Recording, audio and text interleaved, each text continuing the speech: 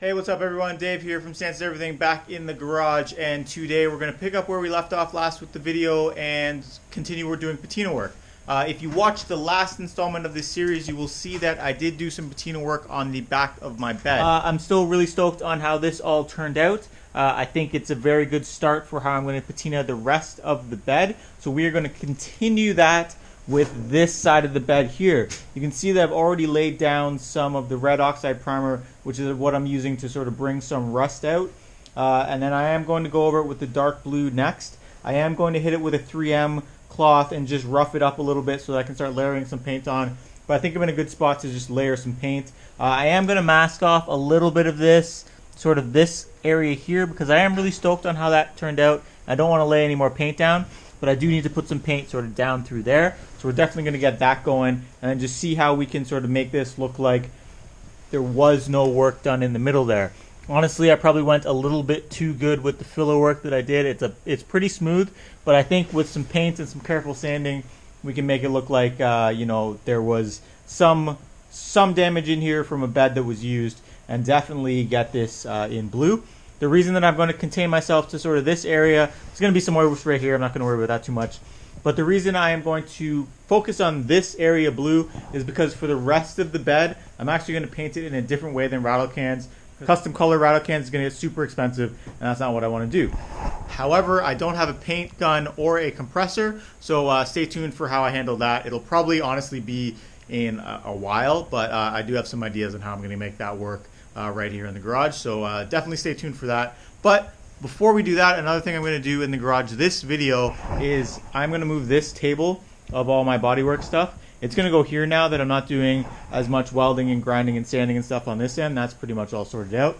And I would like to get some space and kind of contain the sprawling mess that my garage is becoming pretty quickly.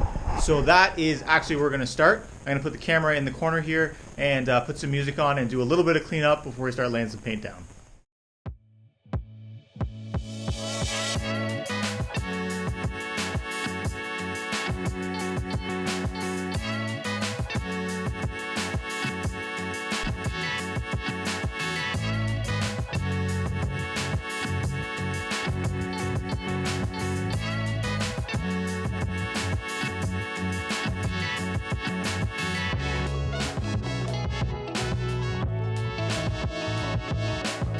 All right, I moved some stuff around and we have a little bit more space now to work.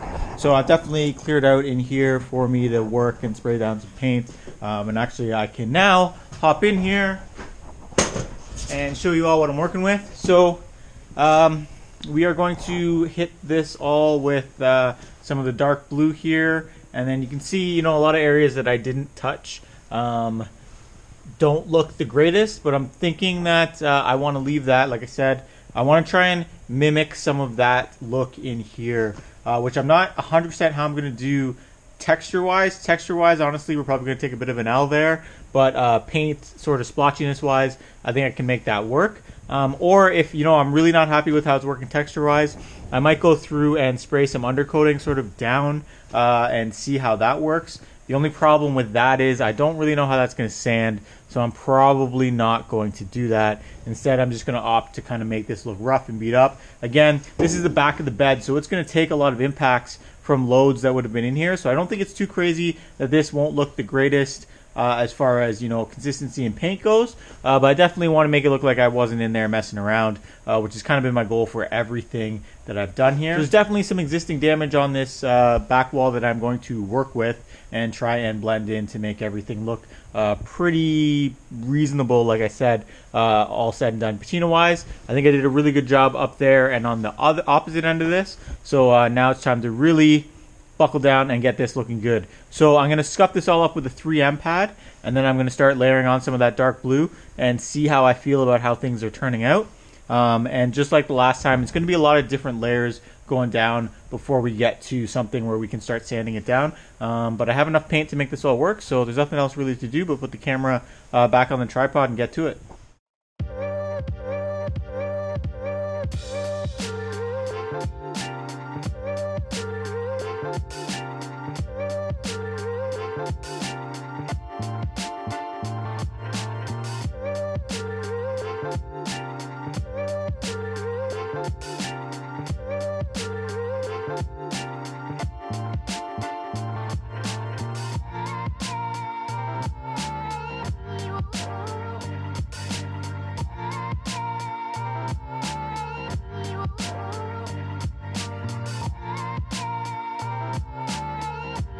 All right, so we're back with day 2, part 1, where I'm going to start spraying a second blue. So I did spray some dark blue yesterday, and it looks pretty good. Let me turn on the camera, and then we can see a little bit more of what we're looking at, because this was the more translucent of the two blues that I used. So hopefully this shows up on camera pretty well. I got the light behind me, and you can see how that blue, it doesn't fully give a lot of blue, just sort of over a lack of primer, but it does work out pretty well, and I do see a little bit of the red oxide primer coming through, which is exactly what I wanted, as I've said before. What I'm going to do next is, this is my other can of dark blue. I'm going to go over it with this. This is going to be one dark blue that doesn't match 100% the way that I like, but it does give me some good base for patina before I go over it with the dark blue that does match, and then the lighter blue. You can also see that I've masked up at the top there. That's just to make the blend with the parts that I already did a little bit better. I did roll the edge on there, and with some sandpaper that'll turn out really well. You won't see a line there. So let's just hit this with a little bit more paint. I'll put the camera on the tripod, and then we'll come out in a few more hours, go over it. I am going to spritz a little bit more red oxide down in there so it kind of comes through in different layers through the blue, and then I'll hit it with the last blue before we get to the light blue, which will be tomorrow.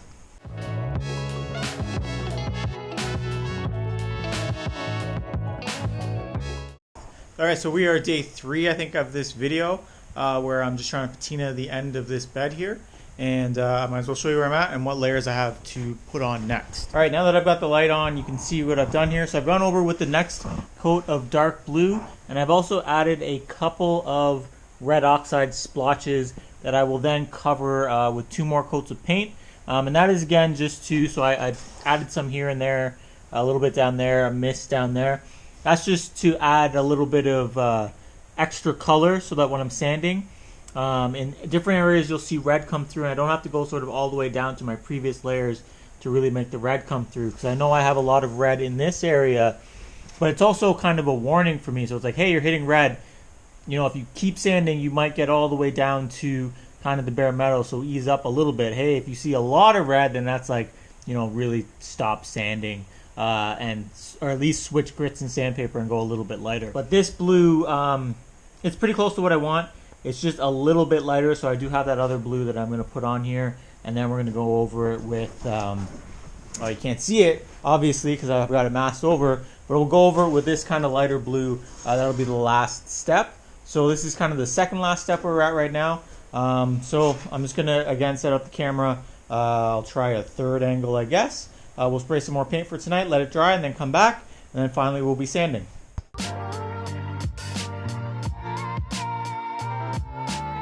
I'm back with what is going to be the last part of the painting process in this video. So I did lay down the darker blue, and sorry about the light being a little bit weird here, but you can see that there is a little bit of the red poking through. The paint actually ended up a little bit more textured than I thought it would. I think if the weather was just a little bit wonky on the day that I did it. Not a big deal, because I am going to go over it with another coat of paint, and of course this is all going to be sanded down. So by the time I sand it down and everything, it's going to end up looking pretty smooth but patinaed. And I'm really excited that there's a little bit of red showing through, and the coverage wasn't 100%. But the next thing to do now is to go over it with the lighter blue. So I'm just going to peel back this masking just a little bit, so that when I hit it with the lighter blue, it'll be a little bit easier of a sand to kind of blend it in with what's up top there, and really work it in so that it does get that patina that I do want. So I'm going to put the camera, set it up one more time, hit it with the light blue, and then we'll be on to sanding.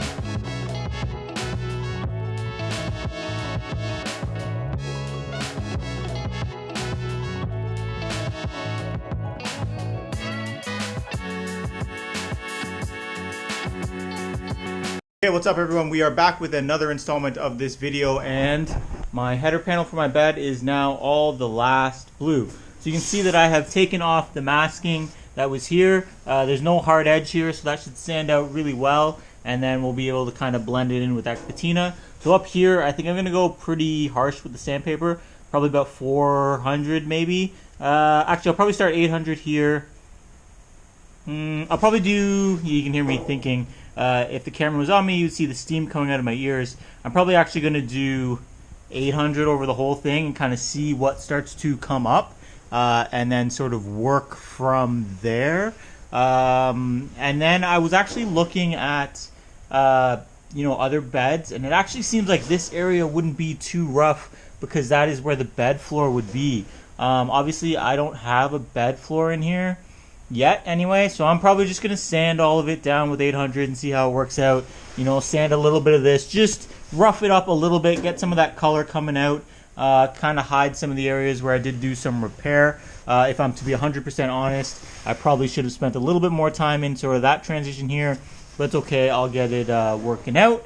And then honestly, we will just sort of get this looking a little bit closer to how this looks, and things look over on this side, just because that blue just is too clean for how my truck looks. And again, if we sort of reference this panel, over here, you can see, bring this up a little bit. So once again, as a reminder, if we reference this panel over here, I've got dark blue under a lighter blue, and there's a few different shades going on. So I think I'm going to hit it with some sandpaper. We'll come back and see what it's looking like, what's starting to come through, and then I'll sort of walk you through my process.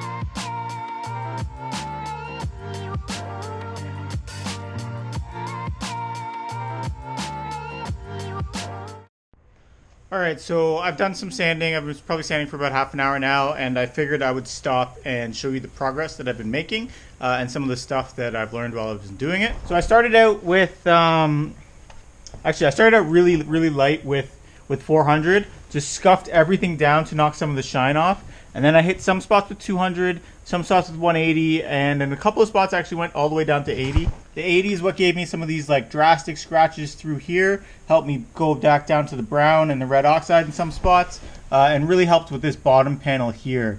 There are a couple of spots where I have actually gone through to some filler, that green there, so I am probably going to spray a little bit of primer on a brush or something and just sort of touch those spots up and then sand them back down so it doesn't look so obvious. There's a little bit there too. I didn't know that I had as much filler down there as I did, I guess. I am going to pick back up and go over all of this again. It's a little bit too nice for my liking, as well as I am going to do a little bit more sanding in here, try and bring out some of this blue. It's going to be a little bit hard because this is a little bit more textured where it was already pitted. Probably try and expand this area a little bit, maybe on an angle with some harder sandpaper. Actually, probably not an angle, maybe sideways. I'm just trying to make things varied, and I've got some angled scratches there. So if I had angled scratches here, it'd look a little bit too uniform. And then I have some more sanding to do up in this area here. You can see that blend is coming along, but it can be a little bit better. But mainly, I'm just trying to create a little bit of chaos in here that it looks like I didn't actually do exactly what I'm doing by doing it by hand. So definitely we need some work in here. This is a nice clean spot, and that wouldn't exist if this bed was used regularly. So I'm probably, the problem I'm having, if I can have, the problem I'm having basically is that my 80 grit sandpaper is no good when it's wet. So it's wearing down really quickly and becoming unusable. So I have to kind of use it sparingly. But I think I'm definitely going to use some more 80 grit along here, the bottom here, especially in the corners. Get that nice and patina looking, and then focus some area up there, and then move on to the other grits. Keep working it, and then see where we're left after that, and then see if I can't come back and touch up some of these areas. Probably tomorrow, because I actually don't have the paint out.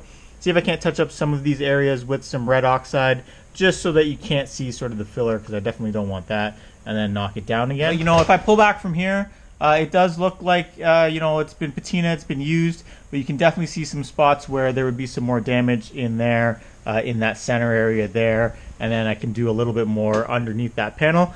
This actually wouldn't be too bad because of where the sun hits it and damaged, but I do think that the corners would be a little bit more roughed up than they are right now. Obviously, the bulk of the wear from carrying stuff would be kind of in the center there. So I'm definitely going to attack this. Maybe I'll tack it horizontally with some 80 and then start burying it with my sanding. Who knows? I'm just going to keep sort of figuring this out as I go along and see what comes up.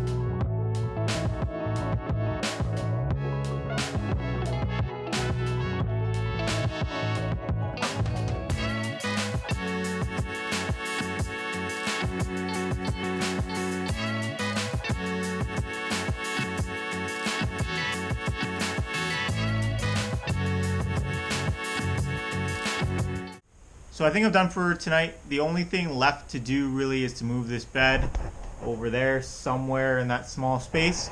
But I'm not going to do that tonight only because it's about 11:45, and if I knock some stuff down on myself and I can't get it off, no one from my house is coming out to get me. So I will do that tomorrow.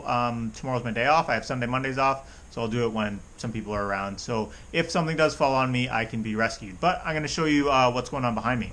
Okay, so apologies for any shadows that you might see. The light is behind me, but I have gone through and sort of patinaed this whole thing. You can see I did eventually get like a wire wheel and put some pretty deep scratches in some spots. Just again, if this bed was being used, those scratches would be there. And then, I went over those scratches again with sandpaper, a higher grit, just to make it look like they were worn, so they weren't fresh. This paint isn't fresh. It's been beaten, it's been worn, it's been kind of smoothed over, but it does have some damage in there. So as I said before, I have a couple of spots where you can see some filler, which I'm not super stoked on. So I'm going to try and get some red oxide primer and just touch up those spots there. Just so that anyone who does look doesn't see the filler. But I'm pretty happy with how everything worked out. Obviously, this area looks a little bit different than this area because that is the fresh metal, that is the old metal. But, pulling it back, I don't think it's too bad. You might just assume that water pooled in these corners and that's why it's pitting. Or you might assume that someone put a panel in here, which is exactly what I did. Either way, I'm okay with how that looks. Up here, blended in all nice. I'm very, very, very happy with how that all turned out. And if you pull back from here and take a look at everything, I think that's rather convincing on what a bed could look like if it was used a long time ago, sat around, got some wear in it and wear and tear. The main goal here was to try and avoid uniformity, and I think I managed to do that with the various sandpapers that I used. So if you want to keep track, I used 60, 80, 180, 220, 320, 400, and all the way up to 600. And I will actually maybe buff this or use one of those various patina sauces at the end to just try and make everything sort of look uniform.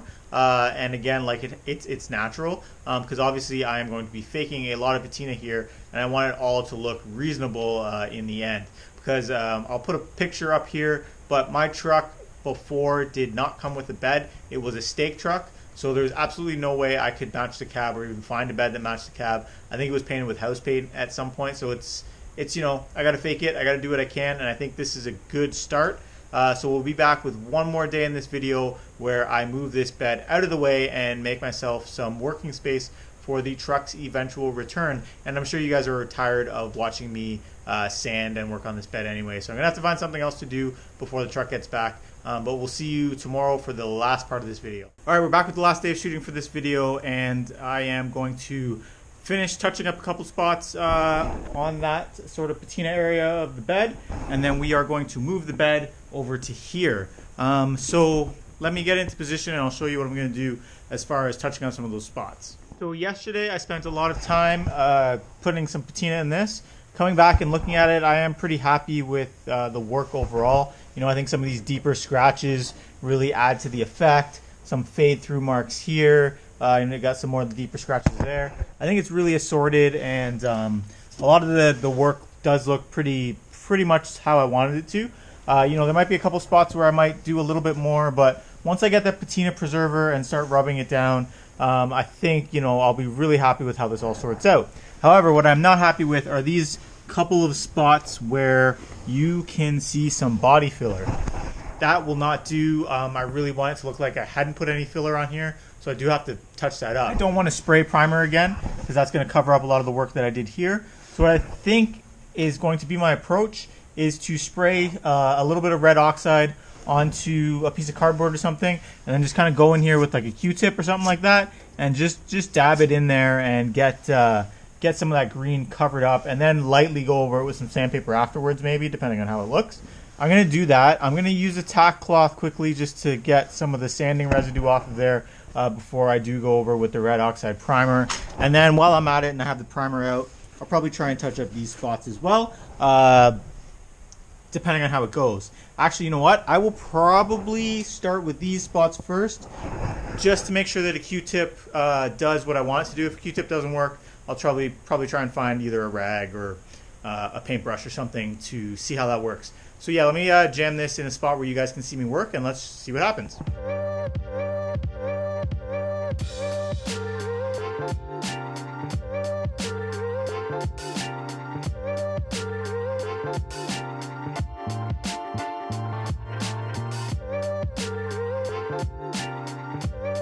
Alright, I'm not even going to lie to you guys, that worked out quite a bit better than I thought it would.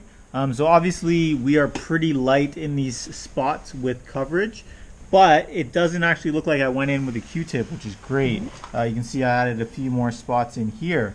What I'm going to do, I'm going to flip over to the other side, let this dry a little bit. I don't want to muck with it too much while it's wet and kind of take it back off, but I think once it's dry and there's a little bit of primer down, then I can go over, repeat the process and add a little bit more paint. So I'm definitely going to let this dry just a little bit and then come back and do it.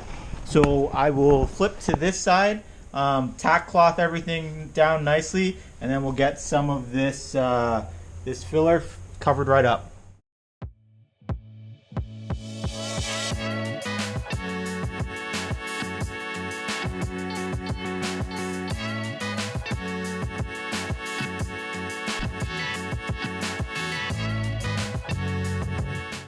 Alright, so I finished doing some touch-ups on this side where before you could see some filler. So all the areas now you see red down here before was filler showing through, and it looks way better now already without those filler spots coming through. If I pull back through here, it does look like, you know, some rust and stuff. I am going to weather it down a little bit once it is dried so that it looks even more convincing, but I already think it's a big improvement sort of over those filler spots that you could see before. Again, sort of from back here, we pull it across, and I think it's quite a reasonable look, especially when I'm going to go back and just sand it down a little bit once it's dry. So I am probably going to go over and touch it up just one more time with the Q-tip method, but I'm definitely not going to show that because it's more repetition in a video that's already shown you a lot of what I've shown before. So when we do come back, I am going to put my camera somewhere so you can watch me move this bed sort of into this area here. That should be really amusing seeing how I do that myself.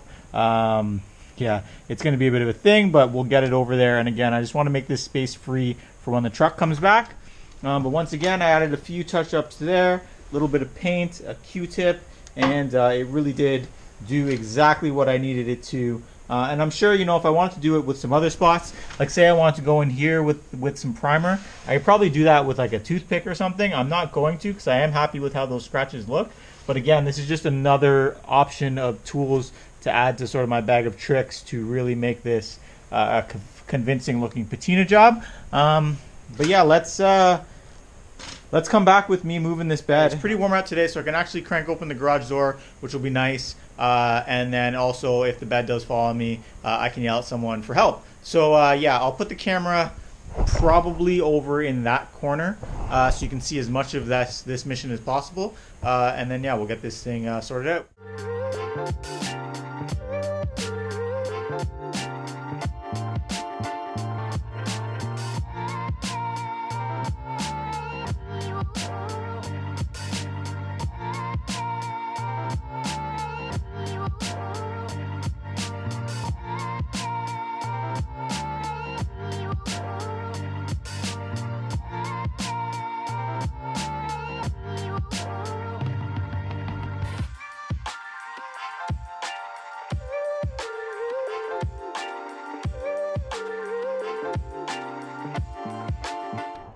Okay, so I had a little bit of a change of heart after I ended up putting the bed there. It wasn't the worst. I had it chained up at the top. It probably would have stayed there. But honestly, if it at all fell down while my truck was in here, I would have felt terrible. I would feel worse if it fell down on my son's friend or my son, anyone in my garage dealing with sort of the garbage cans, recycling and all that. It just, after I thought about it, it didn't seem like a good idea. So I made some moves and it is now in the corner where it actually fits really well. Same deal, I've got it chained up here to that support there, so it shouldn't fall over. It is doing a little bit of a trapezoid thing right now. You can see there's a big angle there. That is actually on my list of things to fix. Right there, straighten bed and replace bolts. So what I'm actually thinking is going to happen is, you know, once I blow out these bolts, I am going to straighten everything and then I'm going to tighten it back up. But I'm going to use my truck as the jig to get things back straight. So that's why I haven't done it yet. I know that seems a little bit counterproductive, but I really didn't have anything to center it around when it was just floating on those jack stands. So I did what I could until the truck comes back. So that is where we're at now. Obviously in this space that I'm standing,